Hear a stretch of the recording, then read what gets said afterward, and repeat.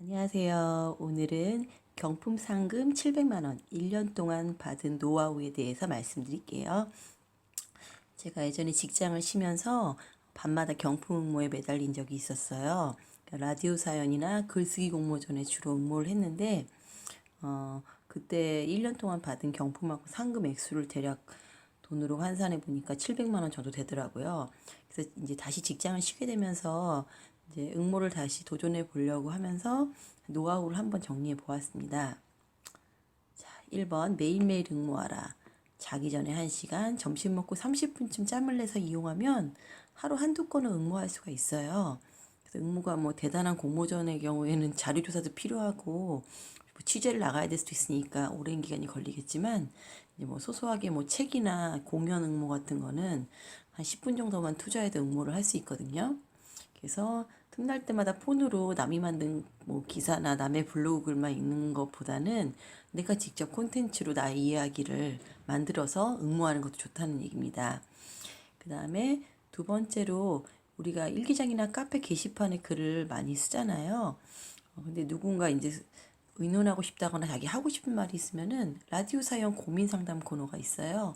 그런 거 찾아다니면서 자기 고민 글을 올리면 연예인 분들이 상담도 해주고 그래서 진짜 좋거든요. 그래서 뭐 고민뿐만이 아니고 기쁜 일이나 슬픈 일, 뭐 좋은 소식 여러 가지 남자친구랑 헤어진 일 그런 게 토지가 다 되거든요. 그리고 익명을 원하면은 그 익명으로 해달라고 요청하면은 다 해주세요. 그래서 이제 응모하는 방법이 있고 세 번째로 재미있는 일이나 뭐 좋은 사연이 있으면 당장 응모는 못하더라도 블로그에다 저장해 놓는 게 좋아요. 저장을 차곡차곡 해놨다가 기회가 있을 때 응모를 하는 거예요. 그리고 낙방을 했을 경우도 그것을 다른 데 또 보낼 때도 쓸 수가 있기 때문에 저장을 해두면 참 좋아요. 네 번째로 페이스북, 인스타, 라디오 사이트, 공모전 사이트, 아이디 비번을 다 만들어서 활성화를 시켜놓고 잘 저장해서 수시로 응모를 할 수 있게 세팅이 돼 있어야 돼요.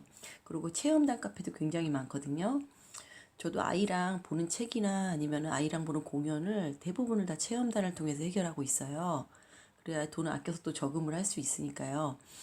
어, 그렇게 해서 이제 특히 페이스북 같은 경우는 음식점 같은 거 갔을 경우에도 페이스북에다가 뭐 음식 사진을 올린다거나 하면은 음료수를 무료로 준다거나 서비스를 주거든요. 그래서 항상 이렇게 많이 필요하더라고요. 그래서 비밀번호 까먹고 그래서 혜택을 못 받는 경우가 없도록 항상 아이디 비번 관리를 잘 해주시고요. 그 다음에 글쓰기 외에도 사진 만들기, 그림 그리기 등 다양한 분야가 있으니까 도전하면 좋아요. 저 같은 경우도 글쓰기 외에도 뭐 재활용품 공모전에서 동상을 받은 적도 있고요. 엽서 그리기, 뭐 북에 있는 뭐 가족들에게 엽서를 쓴다거나 이런 걸로도 당첨돼가지고 문화상품권 받은 적이 있고요. 그 다음에 응모자 현황 등을 보고 응모가 저조한 공모전이나 게시판을 찾아다니며 응모하는 것도 좋습니다. 저 같은 경우에도 이렇게 어떤 공모전들은 그 더 콘테스트란 사이트 보면은 응모 몇 명인지 다 나와요. 응모한 사람들 작품도 나오고. 근데 막 상을 10명 주는데 20명밖에 응모를 안 하고선 공모전이 마감되는 경우도 있거든요. 그럼 뭐 2명 중에 1명은 상을 주는 거잖아요. 근데 그런 경우가 상당히 많아요. 그런 눈먼 돈이 많기 때문에 여러분들이 잘 찾으면 기회가 많고요. 라디오 사연 코너 같은 경우도 이렇게 사연이 뭐 몇 월 며칠 몇 개 올려놨나 이렇게 보면은 뭐 주 1회 코너인데 사연이 일주일에 뭐 5개밖에 안 올라오고 이런 경우도 있거든요. 그러면은 그 5개 중에 하나가 내가 뽑힐 수도 있는 거잖아요. 그러니까 그렇게 응모 횟수가 좀 적어 보이는 것을 많이 응모를 해서 자신감을 얻은 다음에 그래서 작은 공모전들에서 이제 그 응모에서 많이 뽑혀보면 자신감이 생겨서 더 난이도가 높은 것도 할 수 있게 되거든요. 그래서 차근차근 자기 수준에 맞게 도전하는 것이 지치지 않고 할 수 있게 하는 비결입니다. 일곱 번째로 자녀들을 키우시는 분들은 이제 나들이 겸해서 가는 거예요. 저 같은 경우에는 국가보훈처에서 이제 LG 하우시스랑 함께 시행했던 나라사랑 공간 나눔 공모전에 이제 마침 아이 방학 기간이라서 현충 시설을 아들과 함께 견학하고 이제 사진도 찍고 개선점을 토론해서 적어서 응모를 했어요. 그래서 상금 30만 원을 받은 경험이 있거든요. 그래서 어차피 아이들 이제 방학이니까 엄마들도 많이 데리고 어디 가게 될 텐데, 나들이 겸해서, 가족 여행 겸해서, 공모전을 준비하는 것도 굉장히 좋은 방법이에요. 지금 보니까 뭐, 특정 지역, 뭐, 종로구나, 어디 뭐, 아니 부산 뭐, 이렇게 그 관광객 유치를 목적으로 동영상을 공모하는 경우가 많더라고요. 가족 여행 겸 취재를 나가는 것도 도움이 됩니다. 저는 특히 부동산 투자에 관심이 많기 때문에 부동산 보러 간다거나 매매 계약하거나 심지어는 뭐 등기 치러 등기소 갈 때도 아이를 데리고 가는 편이거든요.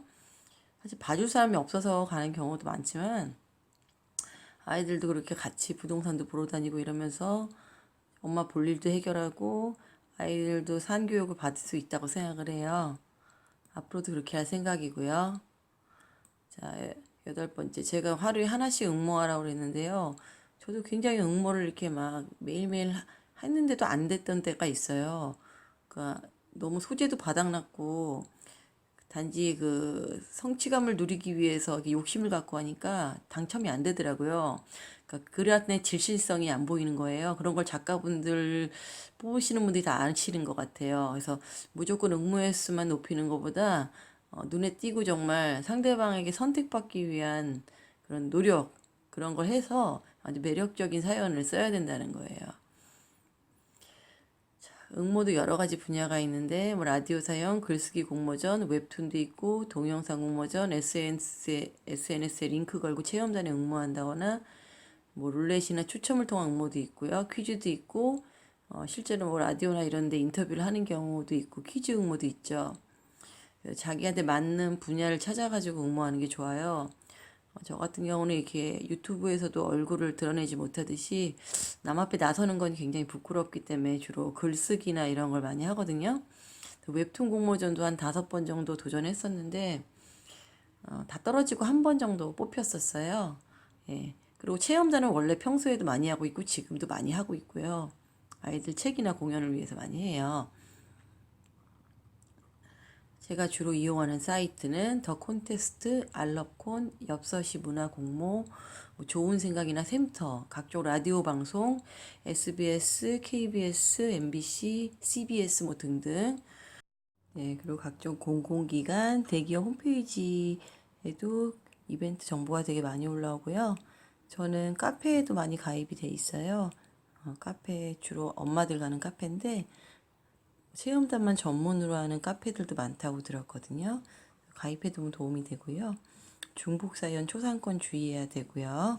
그 다음에 동영상 유튜브 블로그 마케팅 등을 배우면은 좋고 뭐 제품 홍보 그런 기회도 얻을 수 있고요. 저도 계속 공부를 해야 되는 부분이고요.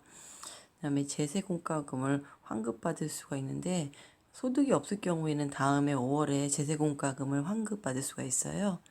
저도 테레비가 경품을 받은 적 있었는데 제세공과금은 44만 원이나 냈어요.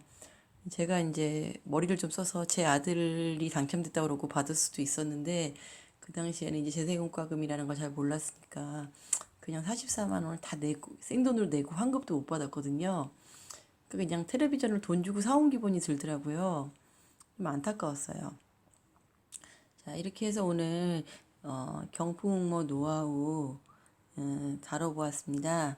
제가 이제 오늘부터 하루에 한 2건씩 이제 응모를 시작할 거예요. 그래서 나중에 인증을 좀 해서 성과를 좀 보여드렸으면 좋겠고요. 앞으로도 많은 구독 부탁드릴게요.